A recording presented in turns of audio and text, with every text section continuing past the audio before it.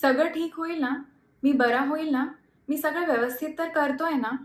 अशा प्रकारचे प्रश्न जर का तुमच्या आजूबाजूची लोकं तुम्हाला विचारत असतील, तर हा व्हिडिओ नक्की पहा.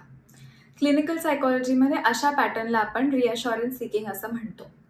तर रिअशुरन्स सीकिंगची जी सायकल आहे, ती आपल्या रिस्पॉन्समुळे अशी लूपमध्ये फिरत असते. त्यामुळे आज आपण बघणार आहोत, की कशाप्रकारे रिअशुरन्स सीकिंगला आपण नाही रिस्पॉन्ड करायला पाहिजे. नंबर 1, तुम्ही ओव्हर रिअश्युअर करू नका. म्हणजे सारखंच, "हो रे, सगळं व्यवस्थित होणार आहे, काळजी नको करूस, तू बरा होणार आहेस" वगैरे, वगैरे. अशा पॅटर्नमध्ये जर का तुम्ही सारखं-सारखं रिस्पॉन्ड करत असाल, तर सगळ्यात पहिले ते बंद करा. त्यांनी हे होतं, की टेम्पररीली तर अँक्झायटी रिड्यूस होते, पण त्याच्यानंतर त्यांची डिपेंडन्सी वाढते तुमच्या रिअशुरन्सवर.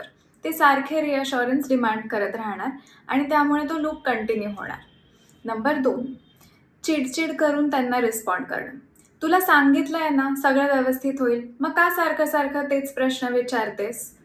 अशा प्रकारे जर का तुम्ही उत्तर देत असाल, तर ते सगळ्यात पहिले बंद करा. त्यांनी काय होईल, की जी अँक्झायटी निवळावी म्हणून त्यांनी रिअशुरन्स मागितलाय, ती अजूनच वाढेल.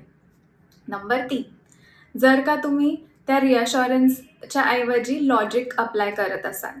अँक्झायटी ही कधीच लॉजिकवर काम करत नाही. अँक्झायटी हा एक इमोशन आहे आणि त्याच्यामुळे लॉजिकने त्याच्यावर मात देणं शक्य नाही. तर जर का तुम्ही असं म्हणत असाल, की "अरे, तू जो विचार करतोयस ना, तो अगदीच शक्य नाही आहे. त्यामुळे तू शांत राहा ना, काही नाही होणार आहे." तर अशा प्रकारे लॉजिक अप्लाय करणं पण काही फारसं उपयोगाचं ठरणार नाही. नंबर 4, जर का तुम्ही त्या रिअशुरन्स सीकिंगला कंप्लीटली इग्नोरच करत असाल, म्हणजे तुम्ही काही रिस्पॉन्डच करत नसाल, तर ते पण चुकीचं आहे.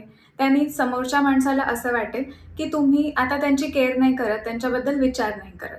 त्यामुळे जर का हे 4 पद्धतीने तुम्ही रिस्पॉन्ड करत असाल, तर ते तातडीने थांबवा. त्यांनी रिअशुरन्स सीकिंगची सायकल आणि समोरच्याला होणारा त्रास अधिकच वाढतोय. रिअशुरन्स सीकिंग हे टेम्पररी रिलीफ देतं, पण हे एका ॲडिक्शनसारखं असतं. थोड्या काळाने ती ॲडिक्शनची सायकल फिरतच राहते आणि त्याचा त्रास स्वतःलाही आणि समोरच्यालाही होतो. मग नक्की कशाप्रकारे रिअशुरन्स सीकिंगला रिप्लाय केलं पाहिजे? त्याच्यासाठी पार्ट 2 नक्की बघा. धन्यवाद.